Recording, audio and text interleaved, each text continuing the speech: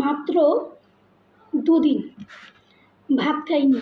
ঈদ উপলক্ষে খিচুড়ি, পোলাও এগুলো দিয়েই চলেছে। কিন্তু আজকে মনে হলো যে ভাত না খেলে চলবেই না। বিসমিল্লাহ। আর শুধু তা না, ভাত খেতে হবে কি একদম শুধু ঘন ডাল, পটল ভাজা আর কাঁকরোল ভাজা। এটাই যেন আমার কাছে আজকে মনে হচ্ছে কি অমৃত। আসলে ভাত না খেয়ে কি থাকা যায়? আমরা বাঙালিরা যদি ভাতই না খেলাম তাহলে কেমন বাঙালি, তাই না? এইভাবে লেবুর রস আর কাঁচামরিচ, অমৃত অমৃত। আল্লাহর কাছে হাজার হাজার শুকুর।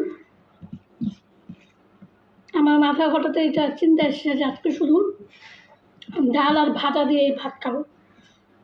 আলহামদুলিল্লাহ, আলহামদুলিল্লাহ। অনেক অনেক ধন্যবাদ আল্লাহকে। আলহামদুলিল্লাহ।